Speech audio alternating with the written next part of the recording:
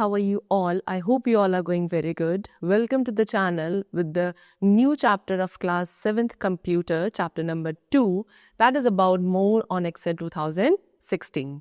Alright, so today in this session we will learn some more features of MS Excel 2016. So let's start with it. And the very first topic which we have is that is about freeze panes. So whenever you are working with a lot of data, it can be difficult to compare information in your workbook. Unfortunately, Excel includes several tools that make it easier to view content from different parts of your workbook, at the same time including the ability to freeze the panes.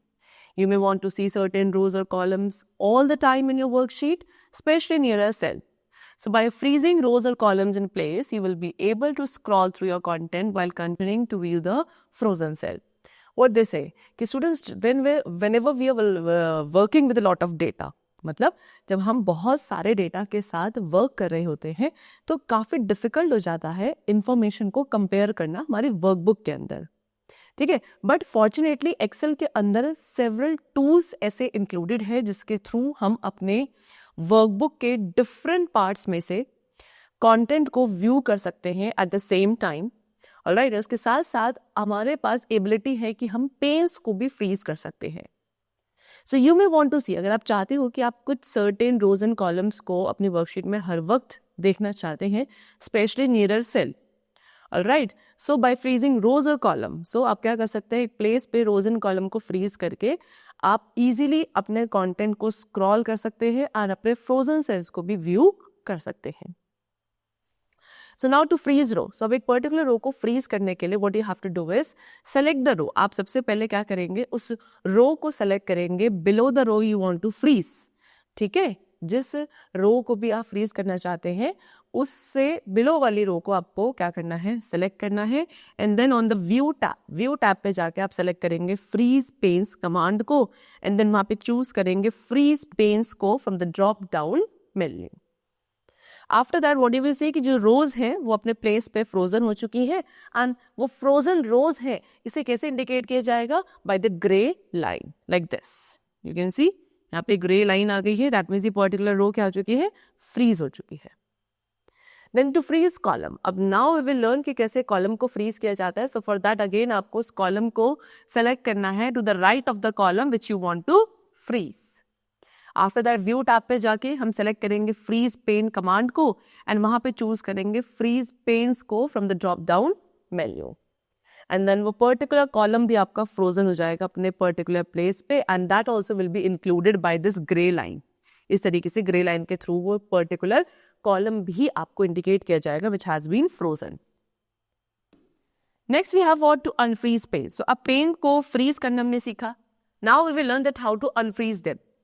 So for that, see, if you want to select a different view option, अब आपको एक different view option को select करना है, तो सबसे पहले आपको अपनी spreadsheet को reset करना पड़ेगा by unfreezing the panes. So किसी भी particular row या column को unfreeze करने के लिए आपको simply freeze pane command पे click करना है and then वहाँ पे select करना है unfreeze panes को from the drop down menu. Alright? Now, next topic which we have is that is sorting data. कैसे डेटा को सोर्ट किया जाता है. What is sorting? Sorting means arranging the data either in an ascending or in a descending order in a worksheet. Sorting का मतलब क्या होता है स्टूडेंट्स, एक वर्कशीट के अंदर डेटा को अरेंज करना either in ascending order or in descending order, उसे कहा जाता है sorting. अब डेटा को स्टूडेंट्स रोज में सोर्ट किया जाता है on the basis of text, numbers, combination of text and numbers और डेट. इन सभी डिफरेंट बेसिस पे आप डेटा को रोज में सोर्ट कर सकते हैं. एंड वंस जैसे एक बार डेटा ऑर्गेनाइज हो जाएगा देन इट बिकम्स इजी, फिर उस पर वर्क करना काफी इजी हो जाता है.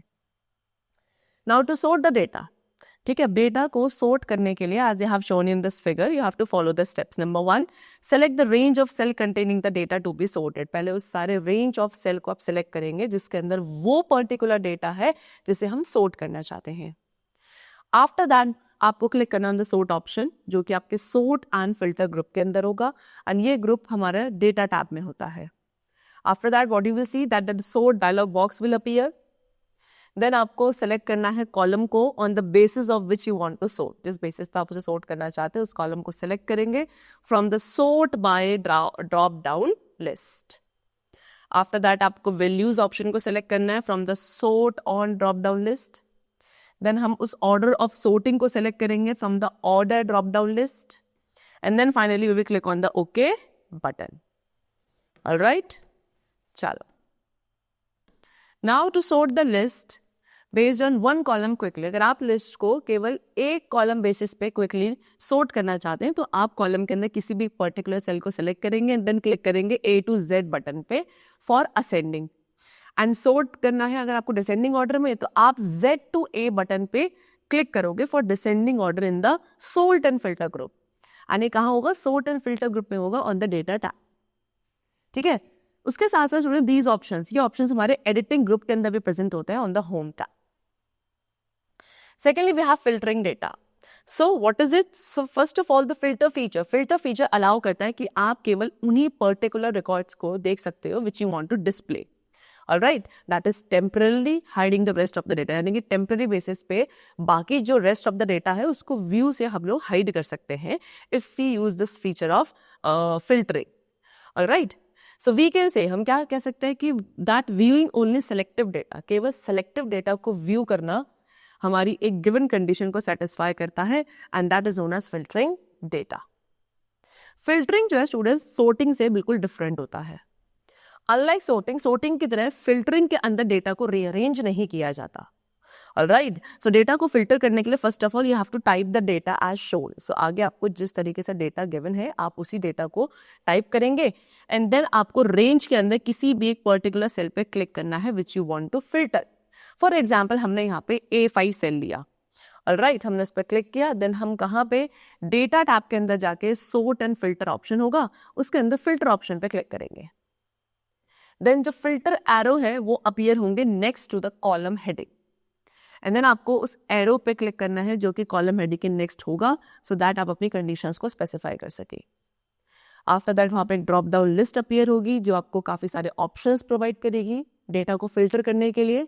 देन आपको check box of the values, ठीक है, आपको वैल्यूज के चेक बॉक्स को सेलेक्ट करना है जिसके बेसिस पे आप अपने चेक बॉक्सेस को फिल्टर करना चाहते हैं एंड क्लियर करना चाहते हैं the other check boxes, and then finally click on the okay button. So आपकी लिस्ट जो है चूजन क्राइटेरिया के अकॉर्डिंग फिल्टर हो जाएगी। Alright, now next topic which we have is data validation. What is data validation? It is used to restrict the cell entries within a specified range.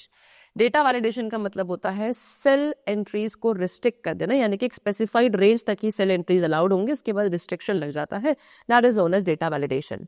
अब data validation को apply कैसे किया जाता है? So first of all आपको एक range select करनी है, for example यहाँ पे A1 to A10 हमने select कर ली। देन हम अगेन डेटा टैब के अंदर डेटा टूल्स पे जाएंगे एंड वहाँ पे डेटा वैलिडेशन ऑप्शन को क्लिक करेंगे। आफ्टर दैट एक ड्रॉप डाउन लिस्ट अपीयर होगी एंड देन वहाँ पे अगेन आपको डेटा वैलिडेशन ऑप्शन पे क्लिक करना है। Alright, so then data validation dialog box will appear. Again आप सेटिंग्स टैब पे क्लिक करेंगे, फिर इन अलाउ, ठीक है, एक बॉक्स होगा ड्रॉप डाउन बॉक्स अलाउ, उसके अंदर आपको होल नंबर ऑप्शन को सिलेक्ट करना है। देन डेटा नाम के ड्रॉप डाउन लिस्ट बॉक्स के अंदर यू विल सेलेक्ट, और बाय डिफॉल्ट वहाँ पे बिटवीन ऑप्शन सेलेक्टेड होगा, ठीक है, कहाँ? In the data drop down list. And then in minimum text box में आपको 0 टाइप करना है एंड मैक्सिमम टेक्स्ट बॉक्स के अंदर you have to type 100। After that you will click on the input message tab and then आपको title text box के अंदर type करना है validation and input message box के अंदर you are going to type this. After that again आपको click करना है on the error alert tab, then आप टाइप करेंगे try again invalid in where in the error message box and then you will finally click on the okay button. Alright, so if you try to enter data, अगर आप अब क्या करते हो उस specified limit, ठीक है, जो हमारी सेलेक्टेड रेंज है उससे, उस सेलेक्टेड रेंज की स्पेसिफाइड लिमिट से ज़्यादा अगर आप डेटा एंटर करने की कोशिश करेंगे तो एक एरर मैसेज वहाँ पे डिस्प्ले होगा एंड देन आपको क्लिक करना है ऑन रीट्राई पे आप क्लिक करेंगे किसी अनदर वैल्यू को एंटर करने के लिए in the cell. Next topic which we have is that is adding subtotal. Subtotal means what? It helps us to manage and analyze the data. Data को manage and analyze करने के लिए we have subtotal. हम subtotals apply करने के लिए database को sort करना जरूरी है. So subtotal add करने के लिए first of all आप क्या करेंगे? Data को type करेंगे as I have shown you इस तरीके से and वहाँ पे एक range को select करेंगे. Then उसके बाद you have to click. फिर उसके बाद आपको click करना है on the subtotal button जो कि आपके outline group में होगा on the data tab. And then over there आपको subtotal dialog box appear होगा. Alright. फिर हमें क्या करना है? At each change in drop down list में आपको select करना है region को. ठीक है? From what? At each change in drop down list में से. फिर आप calculate करने वाले हैं the sum of sale. Alright. So आपको select करना है sum function को. From where? From the use function drop down list. And then उसके बाद in add subtotal to drop down list में आपको click करना है on sale. फिर हम replace current subtotal option को deselect कर देंगे by clicking on its checkbox. And then ये option क्या करेगा? Existing subtotal को override करेगा if it has already been calculated. After that एक summary below data checkbox आपका already mark हो चुका होगा. ये option क्या करेगा?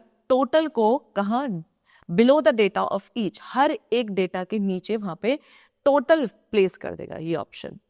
And then you have to click on the okay button. So वहां पे सब टोटल आपको डिस्प्ले होगा as I have shown you in this given figure above.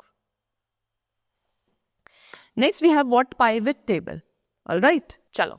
So now next topic which we have is that is pivot table. So pivot table is a powerful tool for consolidating, summarizing and presenting data. Data को consolidate करने के लिए, summarize and present करने के लिए MS Excel के अंदर एक काफ़ी powerful tool है which is known as pivot table. So pivot table create करने के लिए first of all आपको एक new worksheet के अंदर data enter करना है and वहाँ पे data range को select करना है. Secondly हम click करेंगे on the pivot table option. और ये कहाँ होगा? Tables group में होगा. On which tab? Insert tab. After that वहाँ पे create pivot table dialog box appear होगा. उसमें टेबल और रेंज टेक्स्ट बॉक्स के अंदर रेंज जो डिस्प्ले होगी वो आपने ऑलरेडी सेलेक्ट करी है for the pivot table. And then new worksheet radio button select होगा by default. And then you have to finally click on the okay button. Alright, तो वहाँ पे पाइवट टेबल लेआउट डिस्प्ले हो जाएगा on the new worksheet. Then आप pivot table field list task pane appear होता हुआ देखेंगे on the right side of the screen. Then आपको क्लिक एंड ड्रैग करना है नेम फील्ड को फ्रॉम द चूज फील्ड से, सो दैट आप वहां पे क्या कर सके? रिपोर्ट पेन को ऐड कर सके एंड उसे रोज क्वाड्रेंट के अंदर ड्रॉप कर सके. देन आपको ड्रैग करना है प्रोडक्ट फील्ड को कहाँ? कॉलम क्वाड्रेंट के अंदर. एंड देन ड्रैग करना है सेल फील्ड को in the values quadrant. Alright, if you want तो आप अपने डेटा को किसी भी तरीके से रीअरेंज कर सकते हैं in the way you like. ठीक है, आप बटन के जो प्लेस है उन्हें भी यहाँ पे चेंज कर सकते हो. और अगर आपको उनका प्लेसमेंट पसंद नहीं आता देन आप अंडो बटन पे क्लिक कर दो सिंपली. ठीक है, चलो. Next topic which we have is that is goal seek. What is goal seek? It is also a wonderful feature. ठीक है, गोल सीक भी एक बहुत अच्छा फीचर है जिससे हम एक स्पेसिफिक रिजल्ट को फिक्स कर सकते हैं फॉर वन सेल, केवल एक सेल के लिए. क्या करके? अनदर सेल में उसकी वैल्यू को एडजस्ट करके. So what are the steps? Number 1 आपको डेटा एंटर करना in the worksheet as I have shown you like this. Alright, secondly फिर हम क्लिक करेंगे on what if analysis option पे which will be in the data tool group on the data tab. After that एक drop down list appear होगी. आपको select करना है गोल seek option को उस पर्टिकुलर लिस्ट में से. Then goal seek dialog box appear होगा. Then in set cell text box में आपको सेल एड्रेस डिफाइन करना है लाइक B9 ऑन विच जिसपे गोल सीक को हम अप्लाई कर रहे हैं. एंड इस बॉक्स के अंदर हमेशा उस सेल को रेफर किया जाता है जिसके अंदर फॉर्मूला है. देन आपको एक न्यू वैल्यू टाइप करनी है 527 as a result in 2 value text box. And इस बॉक्स के अंदर हमेशा उस सेल को रेफर किया जाता है again which contains formula. Then you have to press the tab key को प्रेस करेंगे एंड देन क्लिक करेंगे on the cell B3 in a worksheet. वहां पे एक एड्रेस अपीयर होगा by changing cell text box and then you have to click on the okay button. Alright, after that goal seek status, वहां पे फिर एक goal seek status dialog box appear होता है ऑन द स्क्रीन, जिसके अंदर target value को display किया जाता है 527 एंड करंट वैल्यू को भी डिस्प्ले किया जाता है 527. Then you have to click on OK button and then you can observe the change. फिर आप सेल B3 के अंदर चेंजेस को ऑब्जर्व कर सकते हैं. Now next topic which we have that is conditional formatting. Conditional formatting is a feature in Excel. ये एक ऐसा फीचर है Excel में जिसके थ्रू आप फॉर्मेटिंग को अप्लाई करते हो, सच एज सेल शेडिंग और फॉन्ट कलर.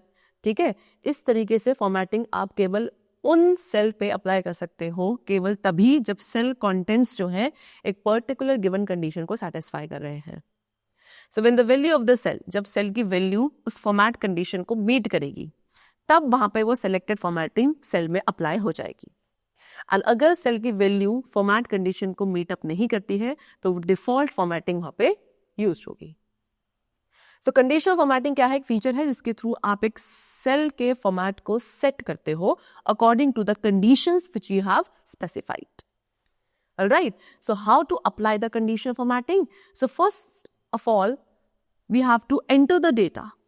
सबसे पहला काम क्या है? न्यू वर्कशीट के अंदर आप डेटा एंटर करेंगे as I have shown you like this, and then उस रेंज ऑफ सेल को आपको सेलेक्ट करना है जिसको आप फॉर्मेट करना चाहते हैं. फॉर एग्जाम्पल हमने अब B3 से G11 तक की रेंज को लिया है. ऑलराइट, देन हम क्लिक करेंगे on the conditional formatting option. ये कहाँ होता है? स्टाइल्स ग्रुप में होता है ऑन द होम टैब. वहां पे एक लिस्ट ऑफ ऑप्शन डिस्प्ले होगी. देन आपको रिक्वायर्ड ऑप्शन को सेलेक्ट करना है as per the criteria you want to apply. And यहाँ पे हम सेलेक्ट करने वाले हैं highlight the cell rule greater than. Alright, so एक डायलॉग बॉक्स अपीयर होगा, आपको वैल्यू एंटर करनी है एंड देन उस फॉर्मेटिंग को स्पेसिफाई करना है which you want to apply. इस एग्जाम्पल में हमने वैल्यू एंटर करी एज 85 एंड चूज किया है light red fill with dark red text as a formatting option. Formatting option में क्या हमने सिलेक्ट किया? Light red fill with dark red text. Alright, then आपको क्लिक करना है on the okay button. Similarly आप यहाँ पे highlight cell rules less than को भी सिलेक्ट कर सकते थे, चूज कर सकते थे. अगेन एक डायलॉग बॉक्स अपीयर होता, आपको वहाँ पे वैल्यू एंटर करनी पड़ती, फॉर्मेटिंग को स्पेसिफाई करना पड़ता which you want to apply. As जैसे कि हमने यहाँ पे एग्जाम्पल में लिया है enter the value as 75, value 75 enter करी है एंड फॉर्मेटिंग क्या अप्लाई करी है? Yellow fill with dark yellow text as the formatting option and then click कर दिया ऑन द ओके बटन.